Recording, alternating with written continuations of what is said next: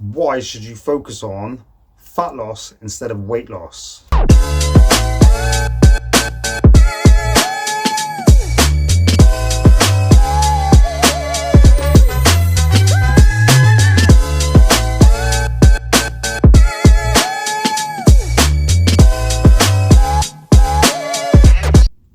What is up? Right, it is week 12 and it is back and biceps.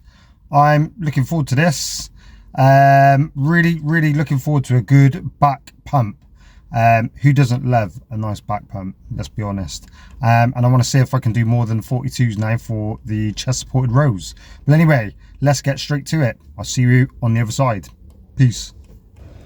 First exercise then is chest supported dumbbell rows, and as you can see, I've not moved up in weight since last week, but a nice comfortable set or 3 sets of 12, really focusing on the squeeze at the top of the movement.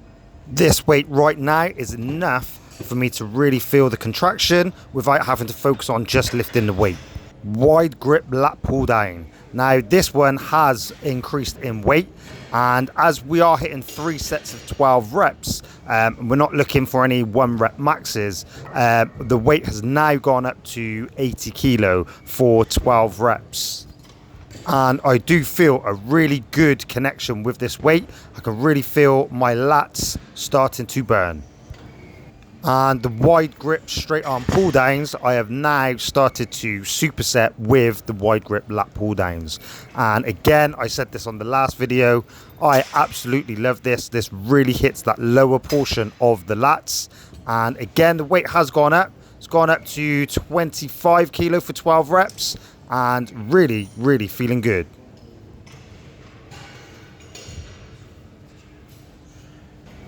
Next we have seated rows with more of a narrow grip, and as you can see, I'm letting the weight pull me forward slightly but under control, and really then focusing on a good squeeze, good contraction to really feel more of the, I still hit the lats, but more of the rhomboids and lower traps. And next we have single arm dumbbell rows for 3 sets of 12 each side. Now these I absolutely love, and as you can see, what I'm doing is really exaggerating the stretch at the bottom and really pulling my chest up and squeezing my shoulder blades back to really get a good contraction at the top. Firstly, I want to apologize for the lighting. I couldn't really find a good angle for these, but as I've said, these are the chest supported spider curls using dumbbells, and these have absolutely made drastic changes to the shape of my arms and also the strength of my biceps. I did start off with 16 kilo dumbbells for 3 sets of 12, but it was apparent pretty quickly that my biceps were feeling very fatigued, so dropped the weights down and then moved on to 12 kilo dumbbells to finish off the last set. I really do believe in full range of motion, but as you start to fatigue, you will see as we get to the latter parts of this exercise that I very much start making more partial reps, but really trying to grind through it and get a good pump into the bicep. So I opted for cables today for the alternate bicep curls, purely because of the fact of the constant tension. And again, these were for 3 sets of 12 on each side. This set was just a nice controlled set, but moving on to the last set, I really wanted to focus on the centric portion or the lowering phase. Firstly, because my biceps were really starting to fatigue now, and you will get a lot more gains from hitting the eccentric portion or really focusing on that lowering phase. There's a lot more gains to be made.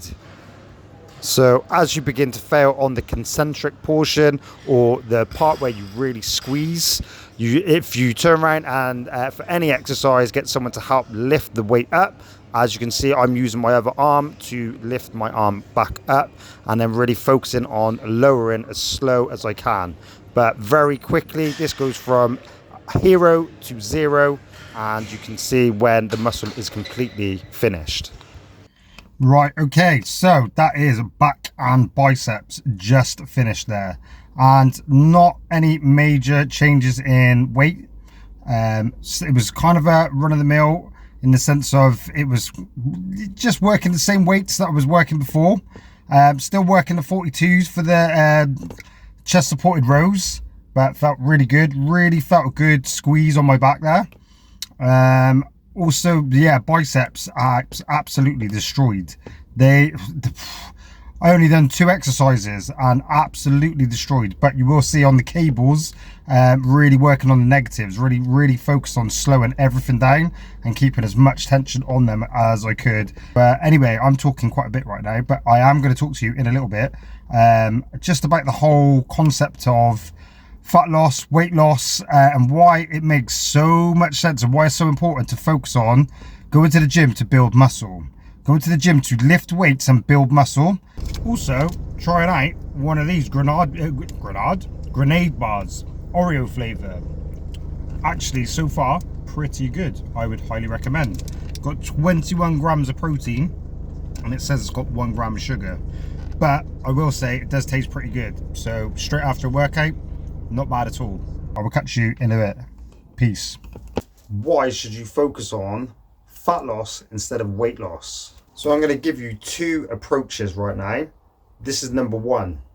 So your maintenance calories at the moment to stay at the weight that you're at would be 2,800 calories. Let's just say, for argument's sake. You're obviously overweight. You want to lose weight. You want to get into shape.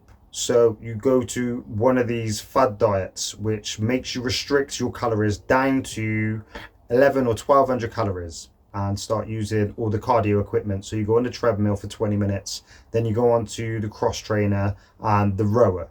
Very quickly, within a couple of weeks, you are going to see some changes. You are going to see that you're going to lose some weight, mainly water weight to start with. You're also going to start noticing very quickly that you're going to start being very tired, feeling fatigued, start aching everywhere. You're also going to start craving a lot of foods. When you drop your calories so low and basically start doing so much more, your body's balance of energy is interrupted. So you start messing with your metabolic rate. What most people think is that they're going to lose a lot of weight. They will lose some water to start with, but the first thing that your body's going to do is get rid of the most expensive thing. And the most expensive thing is going to be muscle. So as you start losing muscle, which weighs more than fat, you're going to start seeing that the scales are going to go down and you're going to start feeling pretty happy about it.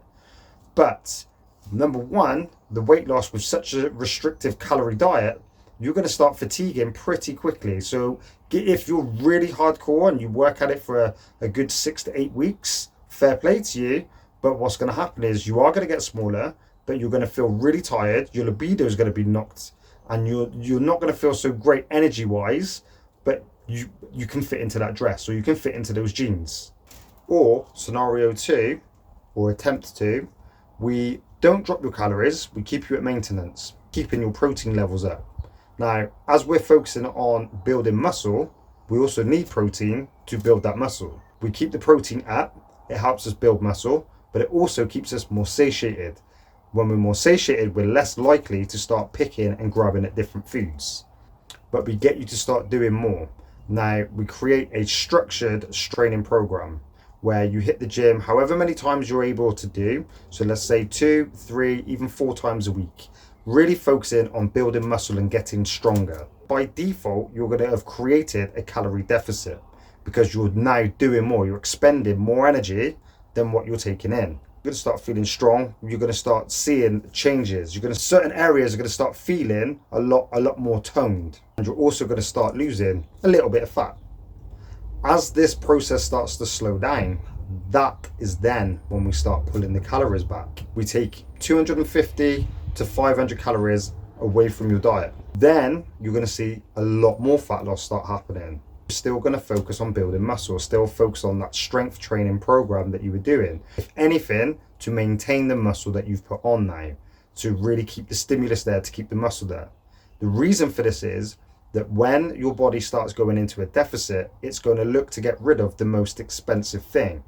Muscle is the most expensive thing. So as long as we keep stimulus to keep muscle there, it's going to look for the alternative and start dropping fat off. Our metabolism is firing up on all cylinders. We're starting to feel stronger. We're starting to see our shape change, and we're now just starting to drop calories. So we're going to see a lot more fat drop off. As this starts to slow down, then we add the next approach, which is then to add a little bit of cardio. So we don't go crazy with it. We don't need to go running. Running gets you good at running. What we do is we do nice steady state cardio, but for some people, if it's based on time, HIIT sessions are really good. A good 20-minute HIIT session is ideal. But what we're focusing on is keeping that muscle on the frame. Now, what you're going to see is the body fat drops, the muscle builds, and you're going to change your body composition, as opposed to losing weight, where you just set your calories really low, bringing your metabolic rate down, and then setting you up for afterwards when you start eating back at your normal calorie range, that you're going to start putting the weight back on, and if not, more. If you've been following all of the videos with what I've been doing over the past few weeks, you will see that I've kept my training the same, getting stronger every single week. My calories haven't really come down that much. I'm still at the moment sitting at 2,400 calories.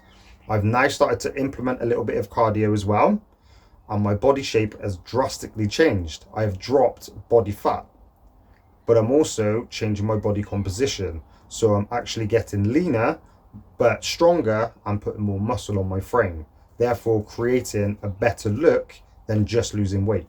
If you need help with your fat loss journey and you want results like what I've just created so far, which I've not finished yet, get in contact for a structured training program, nutritional plan, and most importantly, that accountability. Because let's be honest, it's easy to go and do it when you feel like it. It's hard to go and do it when you don't. We find as many excuses as possible as to why we shouldn't go and do it. So having someone in your corner, giving you the right instructions and giving you a kick in the backside when you need it, is exactly what you need to help you hit the goals you want to hit.